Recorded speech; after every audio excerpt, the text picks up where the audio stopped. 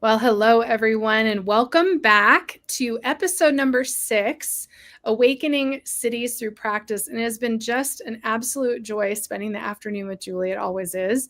And talking about probably one of our favorite subjects, which is the supernatural powers of the Siddhis. And we are going to wrap this 6-part episode. So for everybody who maybe missed this or is catching the replay, there's 6 mini episodes.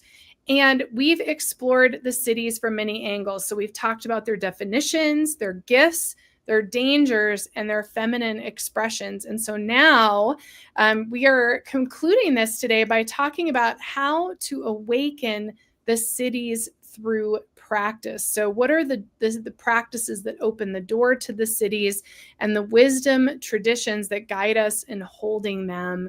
And so here we go, meditation, mantra, pranayama, yoga, journaling, shadow work. Yes. Self-inquiry, being present.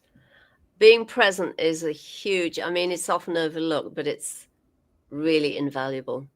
Mm-hmm. Because when you're really present to what is happening and where you're holding yourself back and where you're trying to mute yourself and where you're trying to diminish your knowing, all of those things really do have a big impact on your capacity to be able to receive the Siddhis. Because the Siddhis, they're gifts of supreme consciousness itself, and they start to manifest and show up. Obviously, the more committed you are to being in truth and being in alignment with your deepest knowing. And of course, that means trusting your intuition, living true, being honest, being authentic, doing whatever you're called to do with integrity, and not kind of conceding that for the sake of money or for the sake of position or whatever. Yeah, absolutely. I want to talk a little bit about darshan and, this idea that, I have a photo of His Holiness the Dalai Lama in my office. I have a photo of Ananda Mayi Ma to bring their energy into my office. The first time I hung a picture of His Holiness in my house, I remember emailing you because at 3 a.m., the picture flew off the wall and broke into a million pieces. And he was that's the potency. Mm-hmm. And I bring this up because I also want to link it to your first book, An Awakened Life, because when you read something like your story, it can create a spontaneous, radical awakening of Shaktipat. I remember receiving Shaktipat after our first session together all those years ago, and having that experience with Nityananda above me and all of these circles going over my chakras and all of the colors and the energy, and writing you being like, what is this about? And so I just want to offer to everyone that I think a very good place to start is reading your story. You also have your story on my YouTube channel. If you guys want to watch the Awaken Grace docuseries, there's an entire episode where you share that Shakti with everyone about what happened to you. That's such a profound way to create an opening to start to receive the energy, and also to put up pictures of teachers that you feel drawn to. Or as you said, Julie, you had them come in a dream and then you look them up, and putting their photos up. Awaken Grace, I purposefully placed photographs of the gurus that we were talking about throughout the docuseries in that in the episodes and in the movie, so that you could receive that energy. So I want to talk about that first, because I think that's a great place to plant a seed of awakening. Yeah, so let me kind of wind that back. When I think I've shared many times that I had no interest in writing a book at all, none. And then one of the great Siddha masters came in the dream and said, when are you writing the book? And I looked and was like, what am I supposed to write about? And she just looked at me as if to say, come on, don't be a dummy. And then she starts to walk away, looks over her shoulder, and then says, it's important to understand your own journey.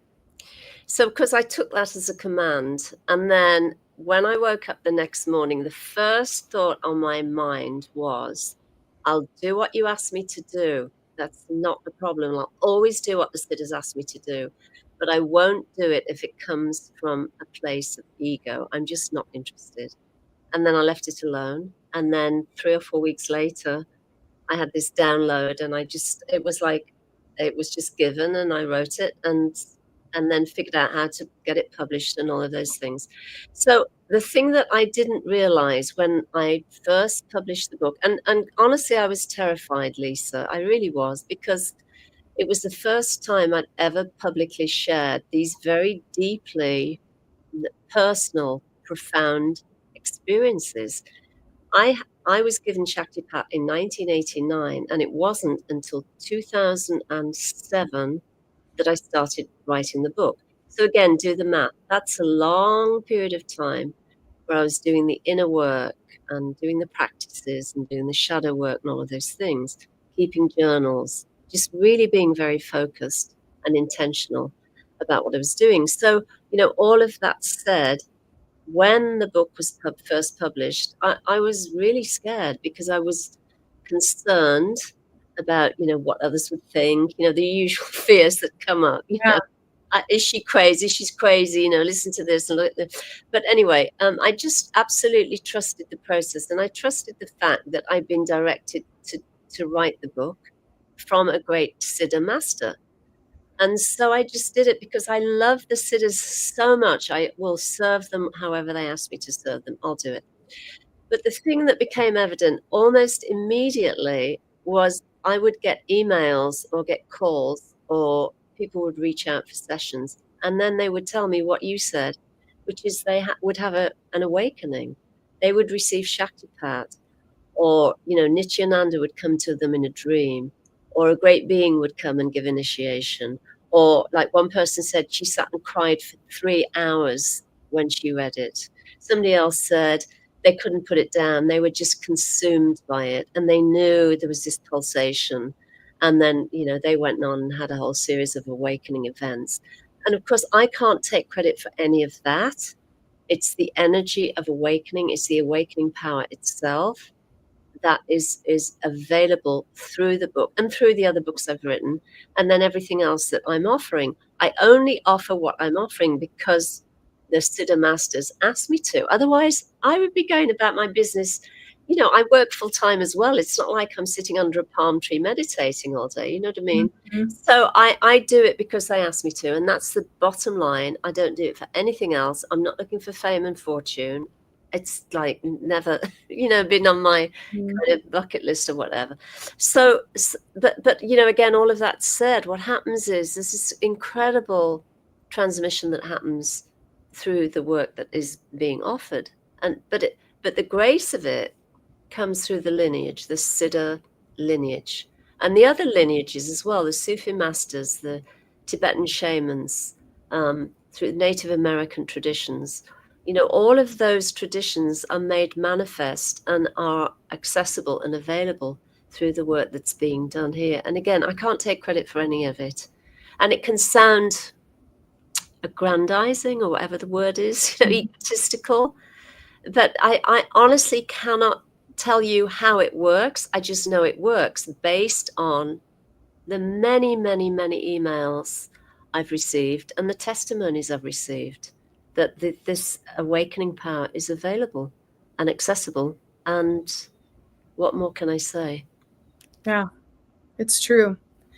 Well, and I'd love to share a little bit about my journey was a little different in that, I, as a kid, I had this passion for occult and witchcraft and spells and cards and all these things. Like I was definitely about the mystical.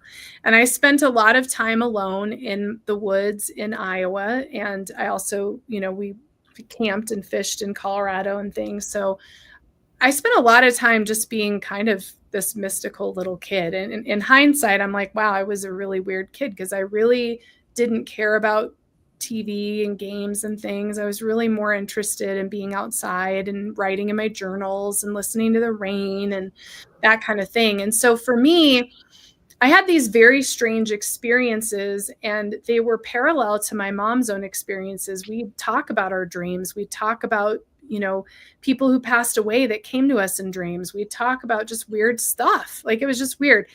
And so when I was 16, I decided to buy a deck of tarot cards and learn how to read tarot. And so my whole journey was trying to learn the gifts. I went to the clairvoyant training program through the Berkeley Psychic Institute up in Boulder, Colorado. They have their own little version there.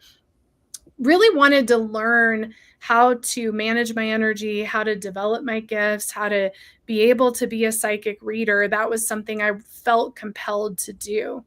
And in that journey, it led me to Julie. It led me to shadow work. It led me to follow the Dalai Lama. It led me on these paths.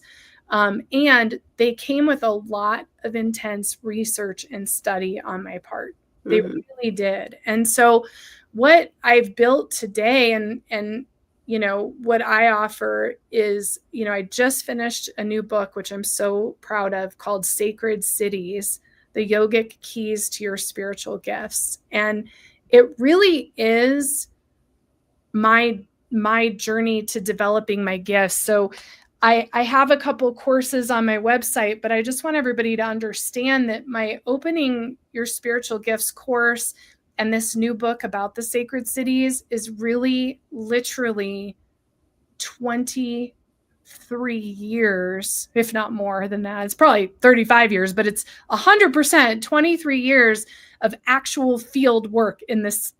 Yes. Like, I want everybody to know, like, it's literally, these are the things of all the money I paid and the books I read and the classes I took that stuck with me, that did open my clairvoyance, that did lead me to the cities. Because the thing is, when you start to learn how to play with your clairvoyance or be intuitive and, connect with your gifts and learn to read cards, it eventually leads you to these supernatural experiences and to wanting to learn about them because you're being guided in that direction. There's a joke that my priest, Father Lennox, had in his 80s, and he had this joke that the incense led you to learn about Buddhism and meditation. And he was so right. I mean, the Catholic Church leads you in that direction. So I just want to share with all of you, for me, it wasn't a radical awakening at first. For me, that came later. For me, it was really studying and learning and wanting to develop these gifts and wanting to understand why spontaneous experiences happen that led me to this place. And so what I'm offering for everyone now, these practical ways of exploring your gifts through my courses and this new book of mine, which is on my website now, is really the steps I took that actually worked. There were a lot of things I did that did not work. There were a lot of things like the out-of-body experience that it wasn't a good idea to try to do that the way I did. So I'm not going to share that now. And so I just want to share, that led to the radical awakenings and the experiences with my guru and things that changed me. And so I think, I don't think Julie and I had any intention of doing what we're doing today. It came from what we were guided to do. But what I think is really cool, Julie, about you and me is that you have this gift through your books and your courses and a session with you of this radical awakening. And I think my part in that is to help you integrate that awakening once it happens. And so both of us have these incredible ways of supporting you in this journey that you've got to do it. We're not going to do it for you, but it's just there to support you. So if you're like, gosh, I want to learn how to melt snow with my body, it starts with read about Julie's story, watch one of our videos, understand shadow work, courses, learn how to read cards and what the archetypal meanings are. I mean, it's just that there's so much depth there that, you just haven't even scratched the surface, I feel. Yeah. And the thing as well is it's work, it's I know there are courses and programs online that are available that will tell you that you can have some radical shift or awakening, you know, or a Kundalini awakening in like 10 minutes or something like that. But it does require, you know, and there might be some validity in those. I don't know. A lot of it is like woo-woo, and there's not a lot of depth to it. But there's work involved. Even if you have an awakening, like I had a radical awakening, but there's still work that is involved in terms of doing the practices, the meditation, the self-inquiry, the, you know, yoga or tai chi or whatever you feel called to, and starting to kind of clean up your life. So it's not like you can take a magic pill and Yeah. get to nirvana. There's work involved. Mm-hmm.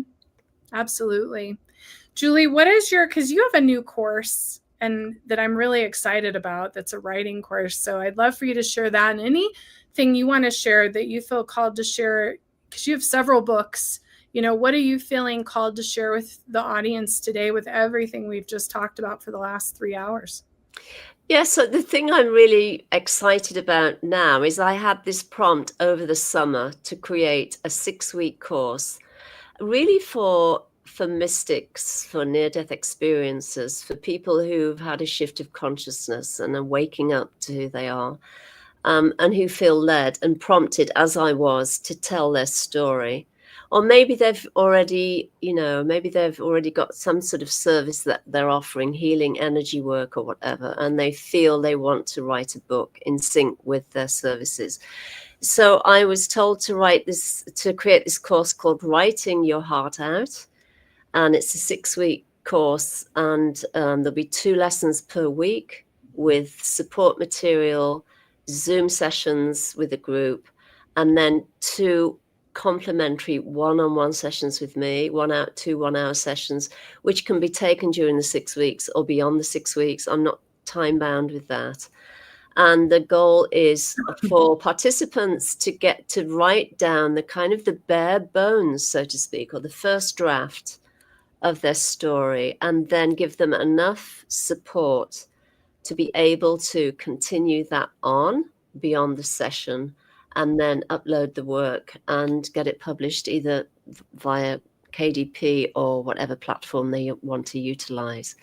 So I'm really excited about it. There's a lot of Shakti in it. As I've been doing the video recordings, there's been like so much Shakti.